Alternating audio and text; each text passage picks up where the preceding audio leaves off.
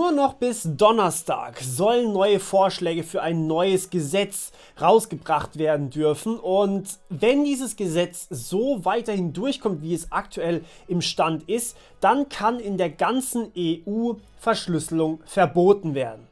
Dass das allerdings nicht ganz möglich ist, haben mittlerweile auch Politiker verstanden, denn Verschlüsselung ist essentiell, wenn wir uns gegen Hacker schützen wollen. Und deswegen ist es nicht ganz so einfach. Deswegen möchte ich euch in diesem separaten Video ein bisschen erklären, was da eigentlich genau passiert und warum dieses Gesetz vermutlich doch Schwachsinn ist, auch wenn man ein bisschen weiter gedacht hat als bisher. Fangen wir also an mit Verschlüsselung. Was genau ist Verschlüsselung? Nehmen wir einfach mal den Standardfall, dass ihr eurem Freund oder eurer Freundin oder irgendwem eine Nachricht über WhatsApp, Telegram oder sonstige Plattformen schicken wollt. Diese Nachricht solltet natürlich nur ihr und der Empfänger lesen können, weil sensible Inhalte drin stehen, und deswegen wird sie verschlüsselt. Das heißt, ihr auf der einen Seite verschlüsselt die Nachricht so, dass nur noch der Empfänger sie lesen kann. Das nennt sich dann Ende-zu-Ende-Verschlüsselung. Es gibt allerdings noch eine weitere Verschlüsselungsart und Weise, jetzt stark vereinfacht natürlich, weil ich nicht ins Detail gehen möchte. Ihr findet Details auf meinem Hauptkanal. Und zwar eine nicht ganz Ende-zu-Ende-Verschlüsselung. Das ist das, was Telegram tatsächlich normalerweise nutzt. Und zwar, ihr könnt verschlüsseln, aber nur für den Server, nicht für die Person, der ihr die Nachricht eigentlich schicken wollt. Das ist dann quasi einfach nur eine Verschlüsselung von euch bis zum Server und vom Server bis zum Empfänger. Das heißt, hier wird zweimal verschlüsselt. Das hört sich erstmal ineffizienter an, aber natürlich haben Firmen da Interesse daran, weil sie dann mit euren Daten Werbung machen können, euch zum Beispiel passende Werbeanzeigen schalten können und so weiter. Was aber natürlich technisch auch ein gewisser Vorteil ist, ihr könnt zum Beispiel von einem anderen Gerät die Nachrichten auch wunderbar sehen, auch wenn ihr den privaten Schlüssel nicht kennt. Das heißt, es hat technisch und für die Server ein bisschen Vorteile, aber ist natürlich sehr unangenehm, wenn meine persönlichen Nachrichten eigentlich bei gewissen anderen Leuten auf dem Server sind, die ich nicht kontrolliere. So, und genau diese Strategie soll nun ein bisschen erweitert werden, so dass Verschlüsselung an sich nicht verboten wird, sondern dass die Bundesregierung, die Strafverfolgungsbehörden, Polizei und so weiter und so fort eben auch Zugriff auf Nachrichten haben, um zu verfolgen, ob ihr in Terroranschläge demnächst eventuell verwickelt sein könntet. Und da setzt die Regierung quasi an, beziehungsweise die EU setzt da quasi an. Das heißt, wir nehmen den Fall, dass eure Nachrichten verschlüsselt werden, so sind sie quasi für normale Hacker im Endeffekt immer noch verschlüsselt. Ihr schickt eine Nachricht, die wird vom Server wieder entschlüsselt. Der Server hat zum Beispiel einen Klartext und anschließend kann man natürlich die Nachricht wieder verschlüsseln und dann auf eure Geräte, also als Empfänger quasi, übertragen. Und hier möchte jetzt die Regierung quasi Zugriff haben, beziehungsweise hat sie eigentlich schon, denn per Gesetz darf die Regierung eigentlich jeden Server untersuchen, der, eventuell Strafdaten enthält. Und so konnten übrigens auch die Telegram-Gruppen geschlossen werden, weil man wusste, was darin quasi gesagt wurde. Jetzt möchte die Regierung allerdings auch die wirklich Ende zu Ende verschlüsselt sind, also quasi die sichere Nachricht auf Telegram, so heißt das da, oder sicherer Chat, den ihr nur auf diesem Gerät dann auch wirklich sehen könnt, beziehungsweise auch WhatsApp-Chats, die sind dann auch Ende zu Ende verschlüsselt. Das heißt, nicht mal der Server weiß, was in dieser Nachricht eigentlich drin steht. Und das ist zum Beispiel auch bei Wire der Fall oder bei anderen Diensten. Und hier wird es jetzt ganz besonders kritisch. Wie kann die Regierung oder die Strafverfolgungsbehörden dazu zwingen, dass sie dann doch noch darauf Zugriff haben? Und die Lösung, so zumindest angehaucht in diesem Gesetzesentwurf, ist immer noch, dass Verschlüsselung an sich bestehen bleibt, aber die Regierung einen Zweitschlüssel bekommt. Das ist technisch tatsächlich möglich, denn im Endeffekt wird folgendermaßen verschlüsselt. Jetzt nehmen wir nochmal das Ende-zu-Ende-Beispiel, okay? Ihr wollt eine Nachricht an euren Freund schicken. So, diese Nachricht wird bei euch verschlüsselt und kann nur von dieser Person hier drüben entschlüsselt werden. Der Server in der Mitte kann nichts damit anfangen. Zweite Geräte von euch können nichts damit anfangen. Nicht mal ihr könnt was damit anfangen, rein mathematisch gesehen, aber ihr wisst natürlich, was ihr geschickt habt. Das heißt, nur der Empfänger kann die Nachricht wirklich wieder entschlüsseln. Okay? So, und die Regierung macht jetzt Folgendes. Ihr verschlüsselt die Nachricht für diesen Empfänger.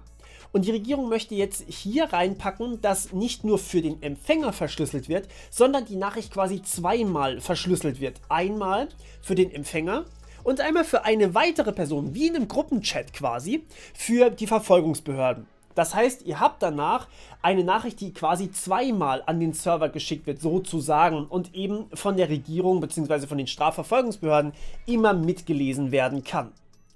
Das ist aus IT-Security-technischer Sicht jetzt kein absoluter Albtraum, sage ich jetzt mal.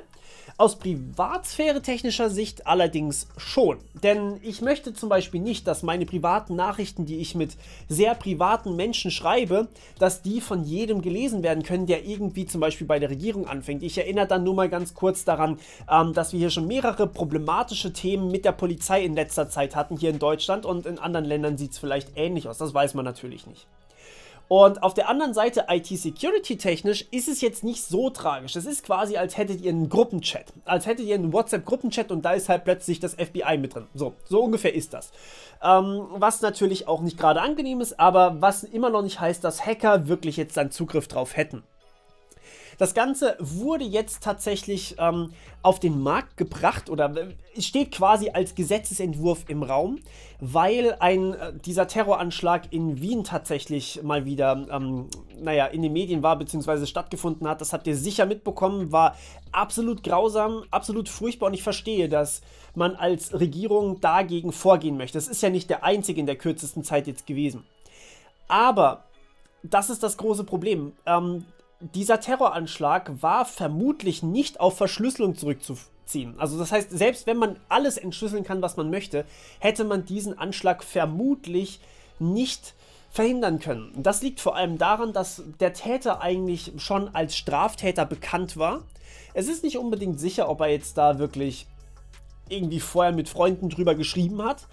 Und naja, Hacker bzw. Leute, die wirklich sich verschlüsseln wollen, also sich absichern wollen gegen die Regierung und damit die nicht mitlesen kann, finden eigentlich immer einen Weg. Und hier kommen wir quasi zu dem, was die Leute dagegen dann machen werden, weil es einfach nicht schwer ist und was quasi dieses Gesetz hier für die wirklich Kriminellen komplett wieder irrelevant macht, aber die eigentliche Bevölkerung trotzdem unter Generalverdacht stellt.